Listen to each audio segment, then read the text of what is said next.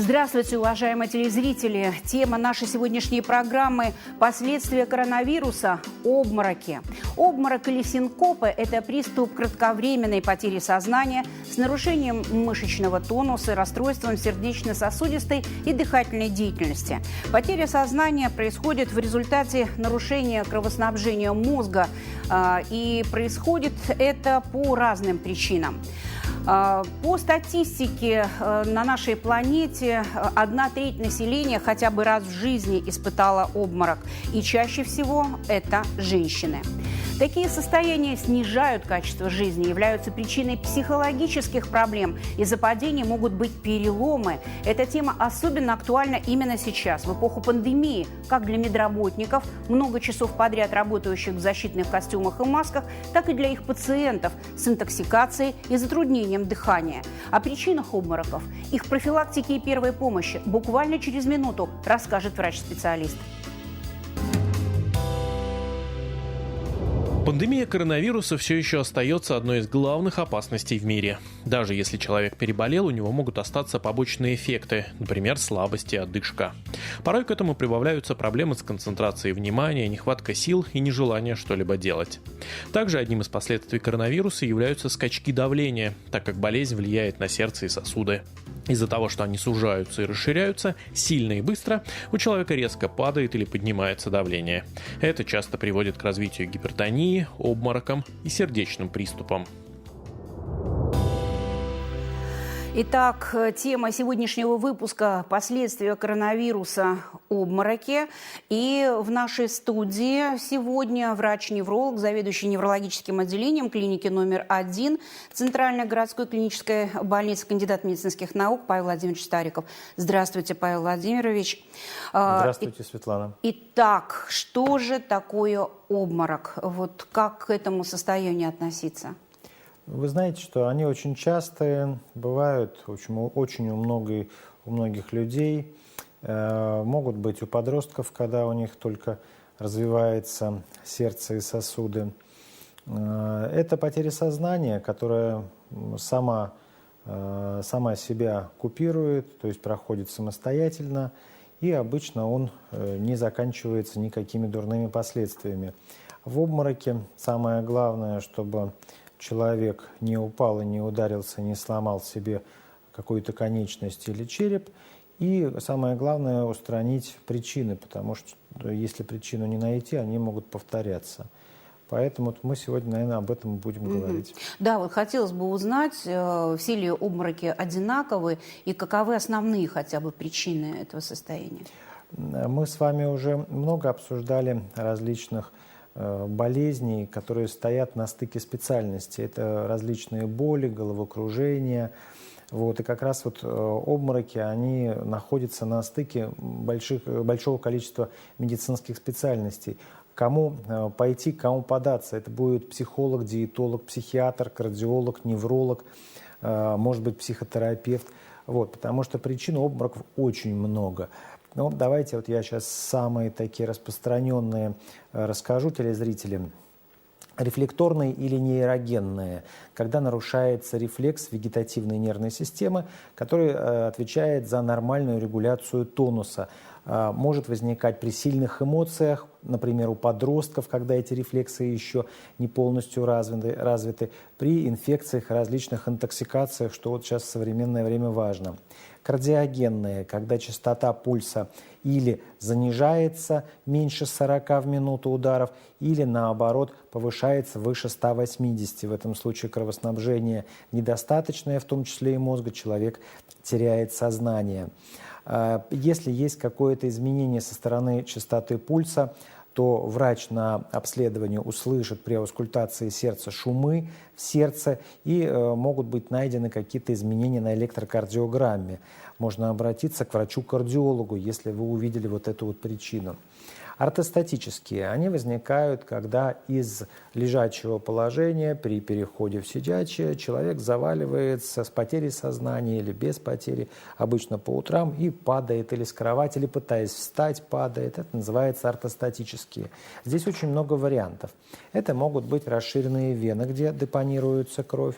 Это могут быть лекарства, которые вызывают, и в инструкции это написано, что лекарства вызывают обмороки, или они расширили сосуды, где кровь скопилась, и объем циркулирующей крови упал.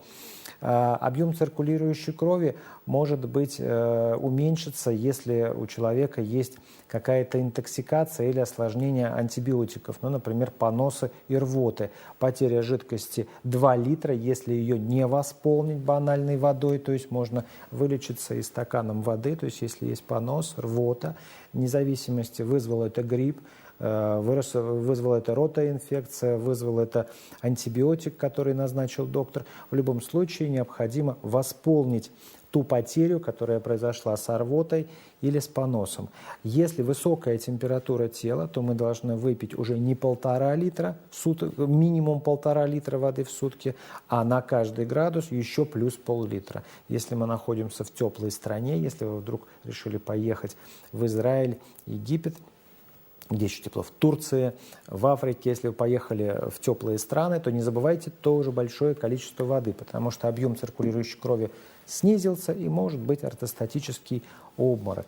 Сейчас открыта только Турция, Занзибар. Да. Так что на Занзибаре жарко. Никуда не поеду. Поеду в Новгородский район, в деревню. Не поеду. Говорю для тех, что вот не забывайте, это вода. Потому что можно попасться в чужой стране. Вода, это очень важно. Дальше. Церебральные причины. Мигрень.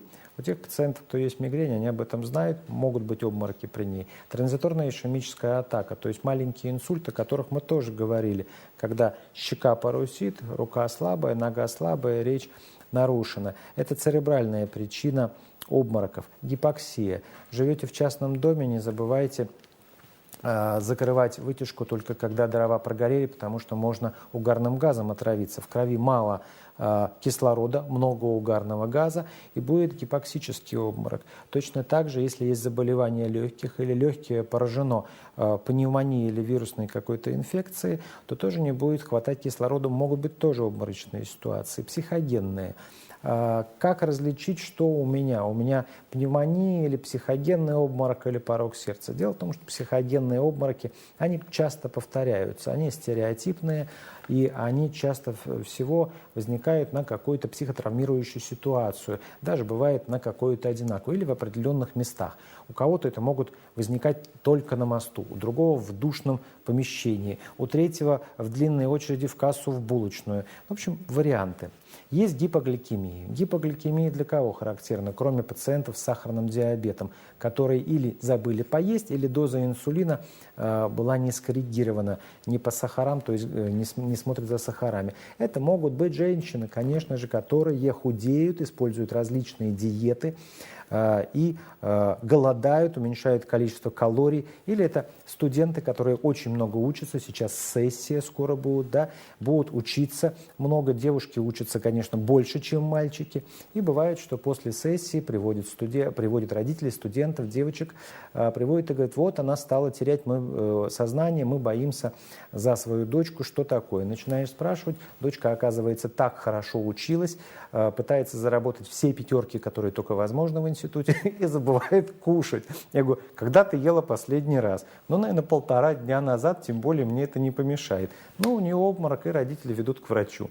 Хотя можно было покушать. Это был гипогликемический. То есть, ну, вот такой момент. Даже родители не догадаются, они думают, что это какая-то большая проблема, хотя можно решить самому. Ну, давайте еще парочку добавлю, и на этом, наверное, достаточно. Респираторные. Когда чаще подышать? Чаще подышать это может быть когда? При волнении или когда мы тест проводим при электроэнцефалограмме. После этого закружится голова, потому что очень много в голове кислорода, и поэтому может срабатывать вот такой вот кардиореспираторный рефлекс.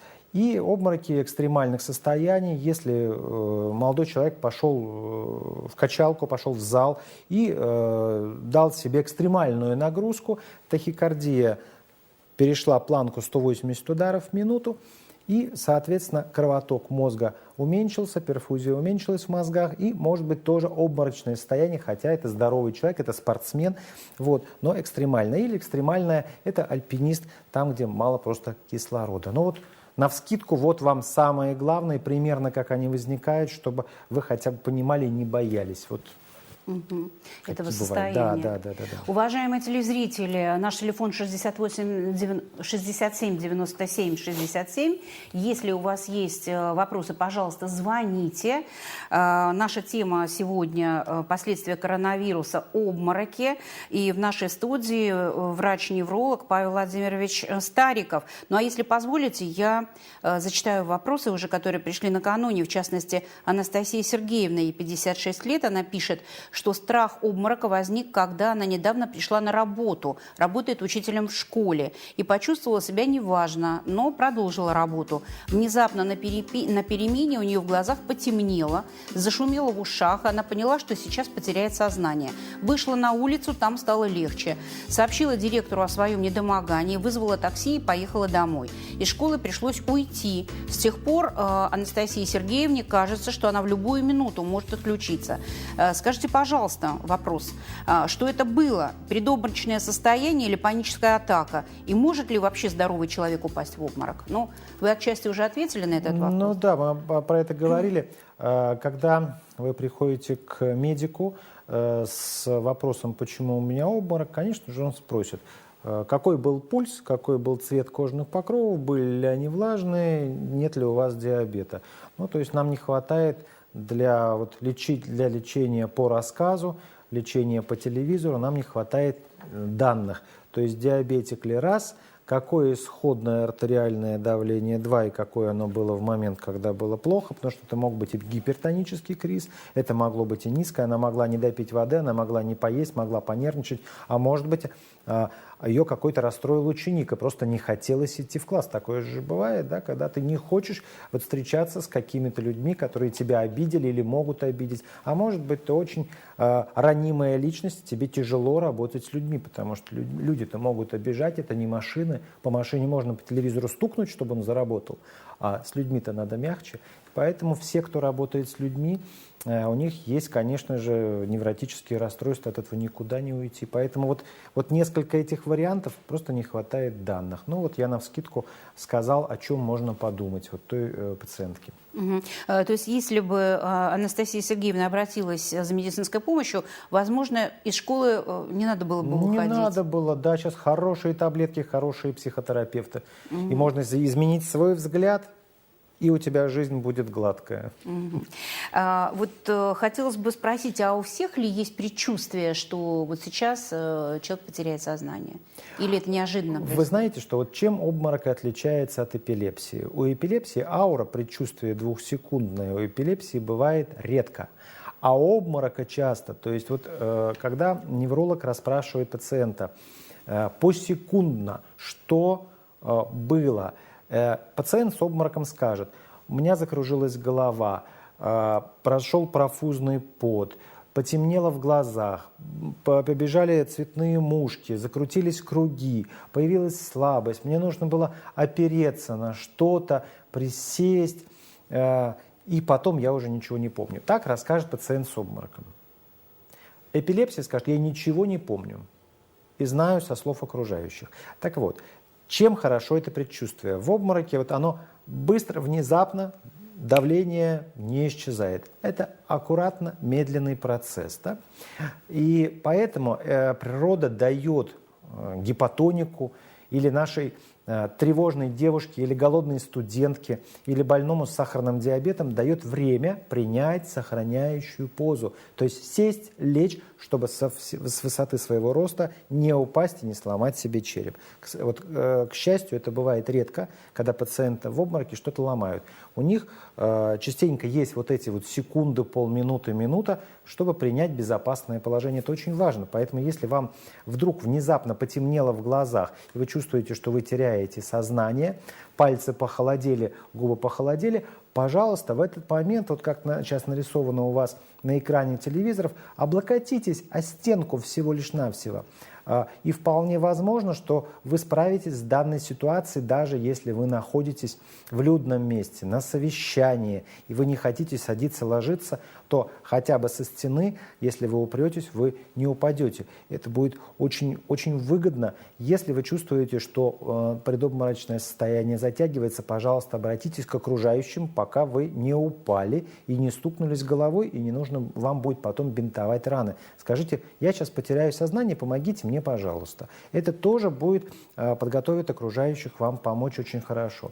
Дальше, если, опять же, есть у вас время, посмотрите, мужчина, если вы сильно затянули галстук, это синдром офисных работников, тугие воротнички, тугие галстуки, когда готовятся к мероприятиям, застегнули, а потом некуда дышать, забу дыхание сперло, а про галстук мужчина забыл или стесняется, что расстегнуть.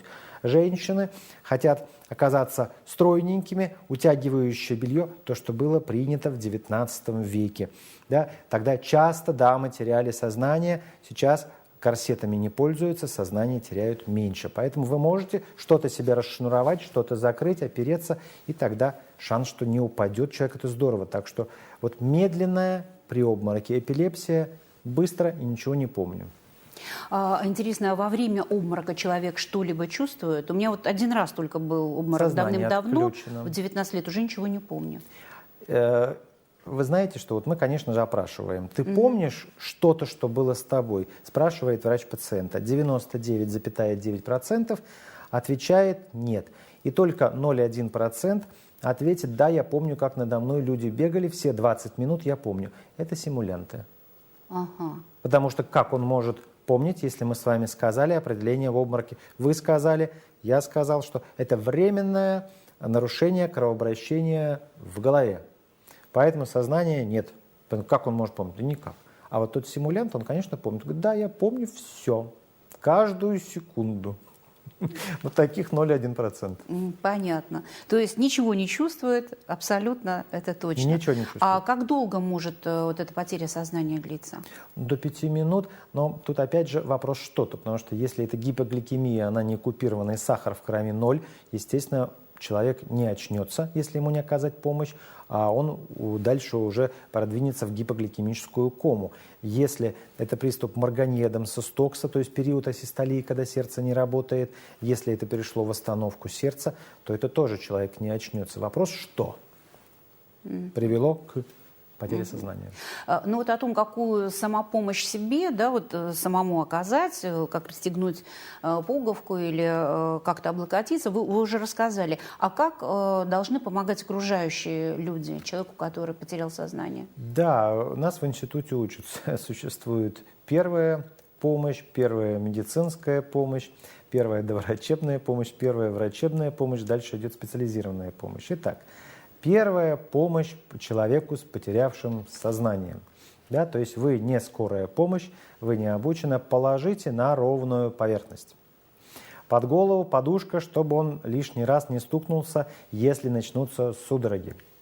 Ноги нужно поднять вверх или голову спустить чуть пониже, чтобы приток крови в голове увеличился, потому что в ногах может депонироваться большое количество крови, которое просто не хватает пациенту его голове. Расстегните воротничок, расстегните одежду, посмотрите, что открыта форточка, и он не находится в душном помещении. И если есть рвота, пациента положение должно быть не как показано на картинке у вас на телевизорах, а повернуть на бок.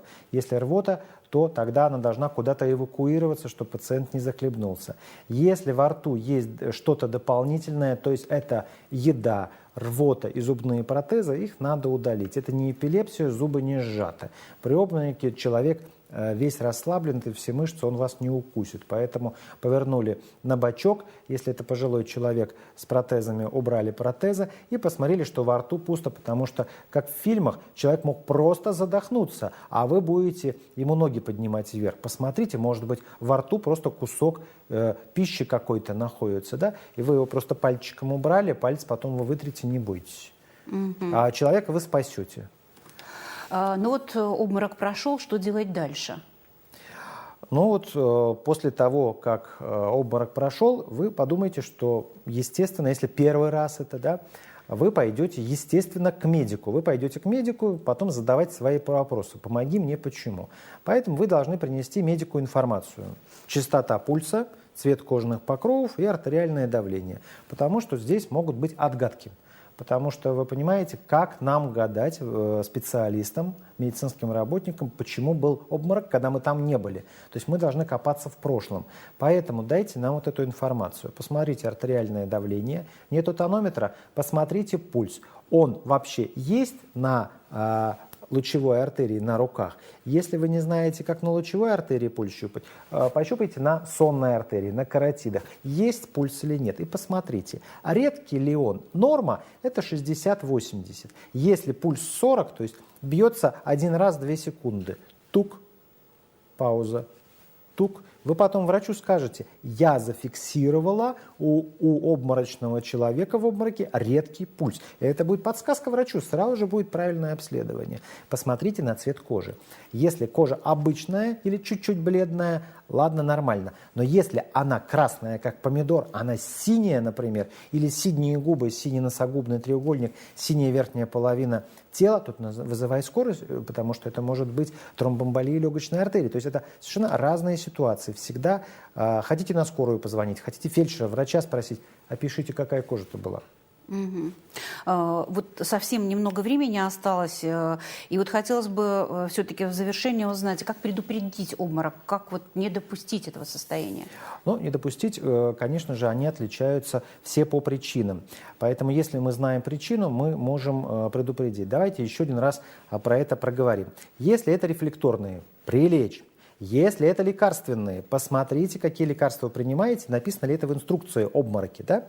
Ограничить прием психоактивных веществ. Если это обезвоживание, пейте больше воды. Посмотрите, поставьте себе гаджеты, которые считают воду. Если это ортостатический, не вставайте быстро, особенно по утрам. Не носите тугой галстук, не носите корсеты, не голодайте. Ну и если это кардиологический, то следите за частотой пульса. Угу. И почаще пить воду, да? Да. Это действительно помогает. То есть... Но мы же как огурцы состоим из воды. Да, мы уже об этом не раз говорили. Многие врачи в нашей студии говорят о том, что необходимо пить воду. Но, может быть, вы скажете о норме вот сейчас зимой? Вы знаете, что значит при нормальной температуре тела, нормальной, не жаркой температуре окружающей среды, 1,5-2 литра, если нет сердечной недостаточности. Сердечная недостаточность врач вас ограничит. Если потеряли ее с рвотой, поносом или жарой, пожалуйста, еще пол-литра на каждый градус. Спасибо вам большое. Спасибо за то, что вы нашли время сегодня прийти, за ваши советы и рекомендации нашим телезрителям. Мы сейчас подведем итог сказанному ранее в этой студии, затем вернемся в прямой эфир и продолжим программу. Коварство коронавируса состоит в том, что он может негативно влиять на работу практически всех органов и систем. И где возникнет сбой, зависит от того, какое слабое место в конкретном организме. Исчезновением видимых симптомов ковид для большинства пациентов не заканчивается. Коронавирус способен оставить после себя немало последствий. Люди могут жаловаться на хроническую усталость, повышенную утомляемость, головные боли, головокружение. Особенно тяжело инфекция протекает на фоне сердечно-сосудистых заболеваний. Многим из таких пациентов в дальнейшем нужно тщательно следить за своим здоровьем. Этим эфиром мы завершаем цикл передач «Скажите, доктор» в этом 2020 году. Далее, в это же время вы сможете видеть повторы нашей программы на актуальные темы сохранения здоровья. И если какие-то выпуски вы пропустили, есть прекрасная возможность их посмотреть. Спасибо вам за внимание, ваши вопросы, ваши благодарности за приглашение врачей-специалистов. Для нас и наших гостей очень важна обратная связь. Нам невероятно приятно осознавать, что все, что мы делали, было не зря. Желаем вам здоровья, благополучия, оптимизма и надеемся на новые встречи с вами в будущем году. До свидания.